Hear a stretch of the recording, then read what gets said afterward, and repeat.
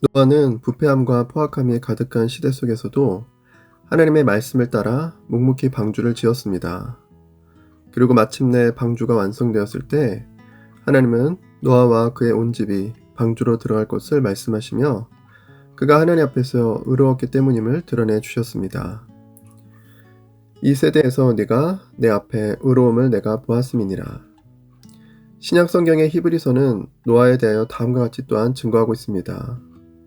믿음으로 노아는 아직 보이지 않는 일에 경고하심을 받아 경외함으로 방주를 준비하여 그 집을 구원하였으니 이로 말미암아 세상을 정죄하고 믿음을 따르는 의의 상속자가 되었느니라. 노아는 믿음으로 방주를 준비하였고 구원을 받은 것입니다. 우리 믿는 자들도 마찬가지입니다. 성경은 이제 물이 아닌 불심판이 준비되어 있다고 말씀하시며 우리 또한 믿음으로 구원을 얻어야 함을 말씀하고 있습니다. 방주를 의미하는 그리스도 그분 안에 믿음으로 들어가서 노아처럼 그리스도 안에서 영원한 생명을 얻어 구원을 받는 우리 모두가 될 수 있기를 주님의 이름으로 축복합니다. 이어서 우리는 7장과 8장에 기록된 몇 가지 특징 중 두 가지를 토대로 홍수 사건을 살펴볼 예정입니다. 첫째는 방주에 들어가는 사람과 짐승들을 한 공동체처럼 반복해서 여러 번 언급한다는 것입니다. 두 번째는 세부적인 시간적 표현들이 기록되어 있다는 것입니다.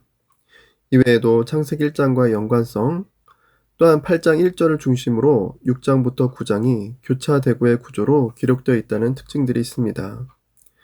이러한 여러 특징 가운데 첫 번째와 두 번째 특징을 중심으로 살펴보도록 하겠습니다. 먼저 첫 번째 특징입니다. 하나님은 노아에게 노아 자신과 가족만 데리고 들어가라고 하지 않으셨습니다. 하나님은 노아가 방주 안으로 함께 들어갈 생물들에 대하여 여러 번 반복해서 말씀하고 있습니다. 사람의 죄악으로 인하여 함께 멸망하게 될 생물들이지만 다시금 새롭게 번성하고 생육하도록 암수 짝을 이루어 보존하게 하신 것입니다. 사람의 죄악으로 인해서 함께 멸망하게 될 모든 생물들에 대해서 하나님은 깊은 관심을 가지고 계셨던 것입니다. 이미 6장에서 혈육 있는 모든 생물을 암수 한 쌍씩 보존하라고 말씀하신 하나님은 7장 2절과 3절에서 정결한 짐승과 부정한 짐승을 구별하여 보존하도록 명하셨습니다. 이렇게 7장에서는 정결한 짐승과 부정한 짐승을 구별하시고 정결한 짐승은 암수 7씩, 부정한 짐승은 암수 2씩을 데리고 가고 공중의 새도 암수 7씩을 데려와서 그 씨를 온 지면에 보존하게 하라고 말씀하셨습니다. 그리고 말씀하신 대로 노아는 가족들과 함께 방주에 들어가며 정결한 짐승과 부정한 짐승, 새와 땅에 기는 모든 것이 암수 2씩 노아에게 나온 대로 들여보내졌음을 보게 됩니다. 이렇게 몇 번씩이나 반복해서 하나님은 노아와 그 가족들 뿐만 아니라 생물들의 보존에 대하여 말씀하시며 창조한 모든 생물들에 대한 하나님의 깊은 관심을 드러내주고 계십니다. 이어서 두 번째 특징은 홍수에 대한 기록이 시간의 순서를 따라 자세하게 기록되었다는 것입니다. 특히 홍수가 땅에 있을 때에는 노아가 600세였습니다. 600세 된 노아의 삶을 기준으로 성경은 총 1년 10하루 동안 진행된 홍수 심판 사건의 경과에 대해서 자세하게 기록해주고 있습니다. 곧 모세는 이 홍수 심판에 대하여 노아의 연대를 기준으로 그 구체적인 날짜와 연도를 우리에게 기록해주고 있는 것입니다. 이는 그만큼 이 홍수 심판 사건이 중요하다는 것과 또한 실제로 있었던 일임을 우리에게 확증해주는 의미가 있다고 볼 수 있을 것입니다. 기록된 순서를 따라 홍수의 경과를 살펴보면 다음과 같습니다. 먼저 비를 내리시기 7일 전에 비가 올 것을 예고하셨습니다. 노아 600세 2월 10일경의 일입니다. 이 마지막 예고를 통해 모든 준비를 마치게 하시고 이후에는 40일 밤낮으로 비를 내려 하나님께서 지으신 모든 생물을 지면에서 쓸어버릴 것이라고 말씀하셨습니다. 특히 남은 7일간의 시간 동안 노아와 그 가족들을 포함하여 모든 생물들이 암수 2씩 하나님께서 명하신 대로 들어갔음을 보게 됩니다. 그리고 여호와께서는 그를 들여보내시고 문을 닫으셨다고 말씀하고 있습니다. 노아가 방주의 문을 닫은 것이 아니라 하나님께서 문을 닫으시며 모든 구원의 시간을 끝내신 것은 구원이 전적인 하나님의 주권에 있는 것이며, 또한 노아가 구원받은 것 또한 하나님의 전적인 은혜임을 다시금 엿보게 하는 것입니다. 이어서 7장 11절에 의하면 노아가 600세 되던 해 2월 17일에 홍수가 본격적으로 시작되었음을 보게 됩니다. 곧 이때 큰 기쁨의 샘들이 터지고 하늘의 창문들이 열려 40주야 동안 비가 땅에 쏟아졌다고 기록하고 있습니다.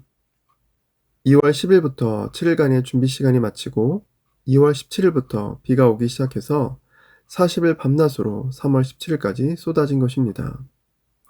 이때 물이 점점 차올라 높은 산들까지 모두 잠기게 되었음을 단계적으로 기록해주고 있습니다. 결국 이러한 홍수 심판으로 땅 위에 움직이는 생물이 다 죽었습니다.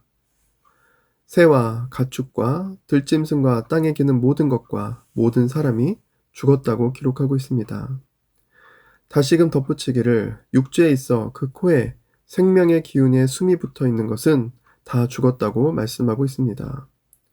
또다시금 말씀하시기를 지면의 모든 생물을 쓸어버리시니 곧 사람과 가축과 기는 것과 공중의 새까지 모두 땅에서 쓸어버림을 당하였다고 말씀하고 있습니다.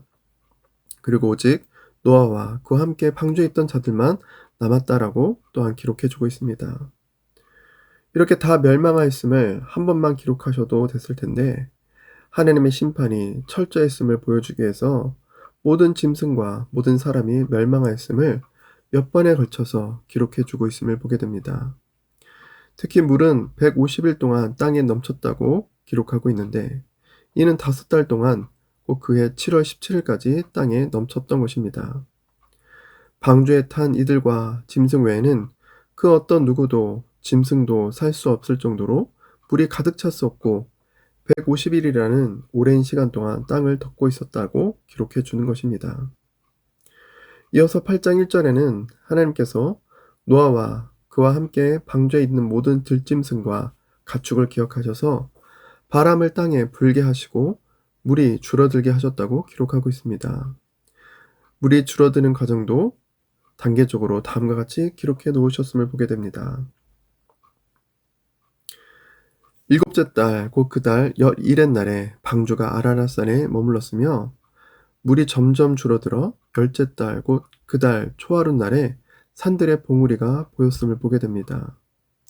곧 150일 후에 7월 17일 날 방주가 아라랏산에 머물렀고 또한 그해 10월 1일에 산들의 봉우리가 보이기 시작한 것입니다. 이어서 40일을 지나서 노아는 방주의 창문을 열고 까마귀를 내놓았습니다. 그 까마귀는 물이 땅에서 마르기까지 왕래였음을 보게 됩니다. 또한 비둘기도 내놓아 지면에서 물이 줄어든지를 알고자 했는데 처음 내놓았을 때는 발붙일 곳을 찾지 못하고 다시 방주로 돌아왔습니다. 7일 후에 다시 비둘기를 방주에서 내놓았는데 저녁 때 비둘기가 그에게로 돌아오며 그 입에 감람나무 새 잎사귀를 물어왔습니다. 그래서 이때 노아는 땅에 물이 줄어든 줄을 알게 되었습니다. 그리고 7일을 다시 기다려 비둘기를 내놓았는데 다시는 그에게로 돌아오지 아니하였음을 보게 됩니다. 이렇게 7일간씩 시간이 기록된 이유 중에 하나는 노아가 안식일을 지키며 이때에도 여전히 하나님께 순종하고 있었음을 볼 수 있는 귀한 단서임을 보게 됩니다. 그리고 601년 1월 1일에 땅 위에서 물이 거쳤다고 기록하고 있습니다. 지면에서 물이 거친 것을 노아는 방주 뚜껑을 제치고 보게 되었습니다. 그리고 둘째 달 21의 날, 곧 601년 2월 27일에 땅이 말랐음을 보게 됩니다. 비로소 이때 하나님은 노아에게 말씀하셔서 그 가족들과 함께 나오고 또 함께 있던 모든 혈육 있는 생물들을 이끌어내라고 하셨습니다. 그것들이 땅에서 생육하고 땅에서 번성할 것이라고도 말씀하셨습니다. 노아는 물이 마른 것을 알았지만 2달 가까이 하나님의 말씀을 기다리고 있었고 나오라는 말씀에 드디어 방주 밖으로 나온 것을 또한 보게 됩니다. 방주 안에서도 하나님의 말씀에 철저하게 순종하며 나아갔던 노아의 모습을 보게 됩니다. 이렇게 말씀을 따라 노아는 아들들과 아내와 그리고 며느리들과 함께 나왔으며 땅 위의 모든 동물들도 그 종류대로 방주에서 나왔습니다. 이와 같이 홍수는 노아와 그 가족들 그리고 방주에 함께 타고 있던 생물들을 제외한 모든 사람과 생물들을 다 쓸어버렸습니다. 모두가 죽임을 당한 것입니다. 방주에 타고 있던 이들만 그 생명을 구원할 수 있었습니다. 성경은 이렇게 홍수 심판을 통해 하나님께서 창조하시며 돌보실 뿐만 아니라 죄를 지은 세상을 심판하시고 멸하시는 분임을 동시에 가르쳐주고 있습니다. 그렇다면 지금 우리는 어떠한 세상에 살고 있는 것일까요? 여전히 세상은 하나님 앞에 죄악된 세상으로 머물러 있으며 끝날 불의 심판을 앞두고 있음을 우리는 기억할 필요가 있습니다. 그러나 또한 하나님께서는 이 세상을 사랑하셔서 독생자를 보내주셨고 그를 믿는 자마다 멸망하지 않고 영생을 얻는 은혜를 이 땅 가운데 베풀어 놓으셨습니다. 노아가 120년 동안 방주를 지으며 세상을 향하여 하나님을 증거했듯이 우리 또한 예수 그리스도를 믿어 구원을 얻은 자들로서 하나님께 부름받는 그날까지 세상을 향하여 담대하게 하나님을 증거하는 귀한 삶을 살아갈 수 있기를 주님의 이름으로 축복합니다.